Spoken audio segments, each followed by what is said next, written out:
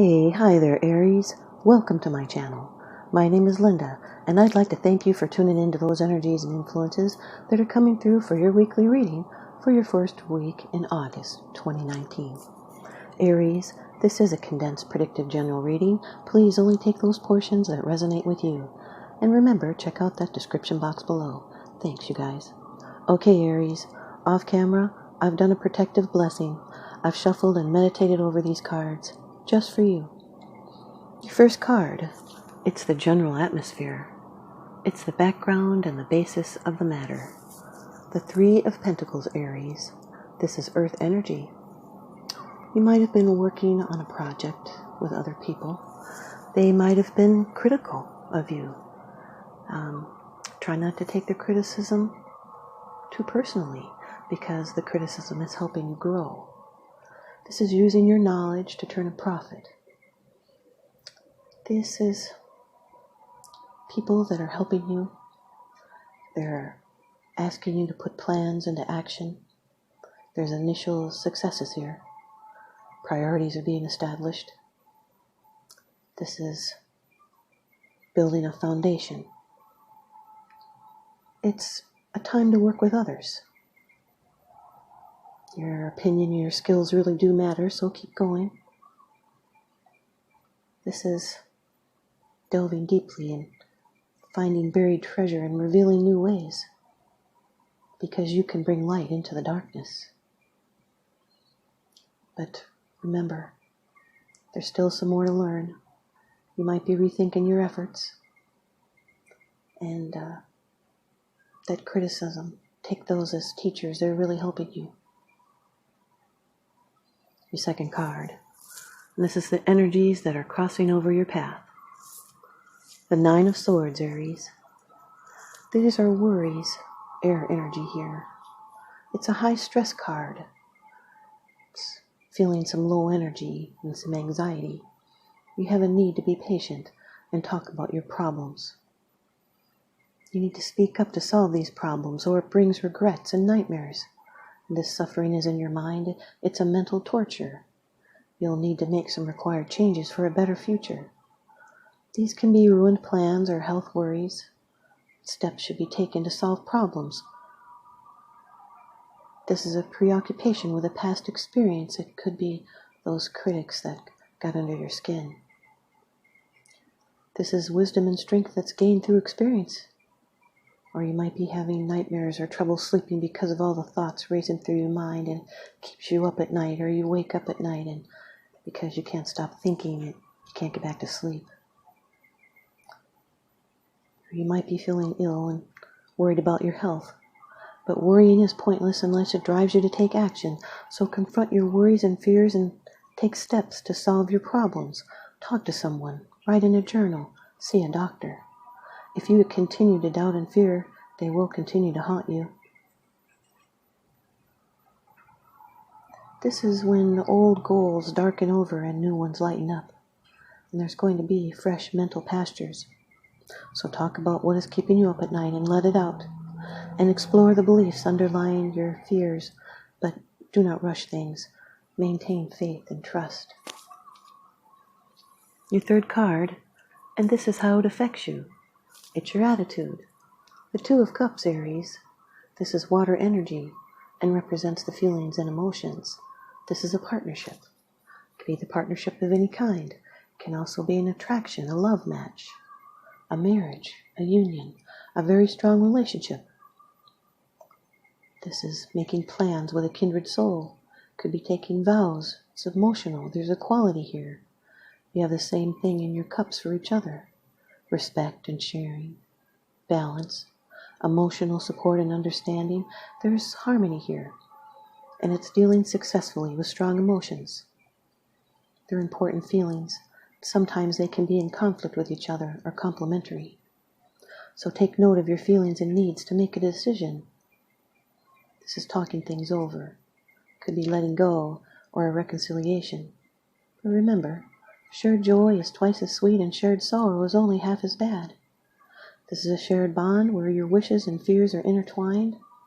So take note of your feelings and make a decision. And now your fourth card. It's the position of the future. It's the outcome, the results, and the advice.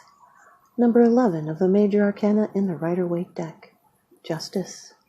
This can be a Libra, Sun, Moon, or Ascendants. There is a free birth chart calculator at the bottom of the description box. This has to do with balance and karma. Justice, legal matters, fairness and ethics and law. Any lawsuits will be won because balance is required and justice will be done. This is equity and rightness and triumph of the deserving side in law. Divine justice cuts through illusions and picks out the facts. This is an examination of your life or the situation. It calls for you to weigh everything carefully and to accept responsibility for what you have done and to understand what other people in the situation have done.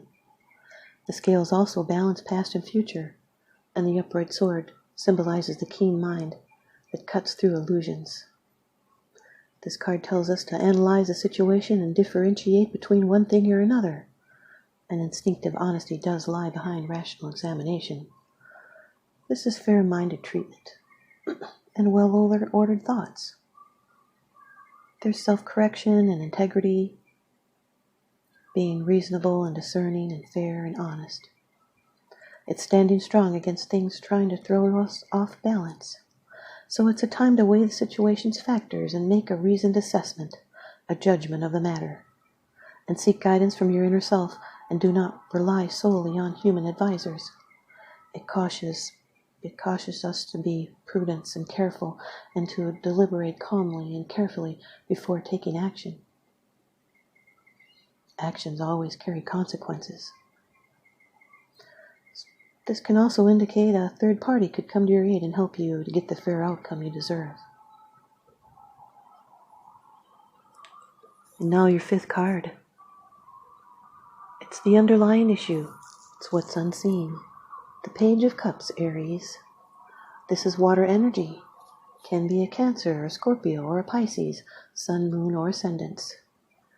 These could be a message or an offer.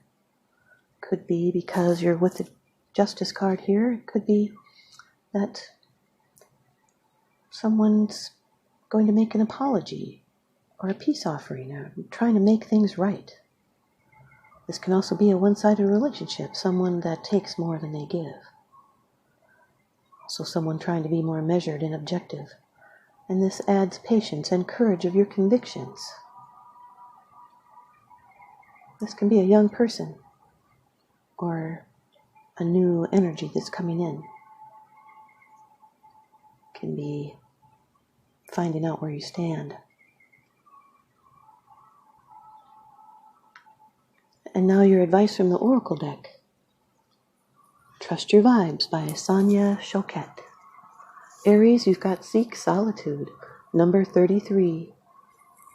Seek solitude.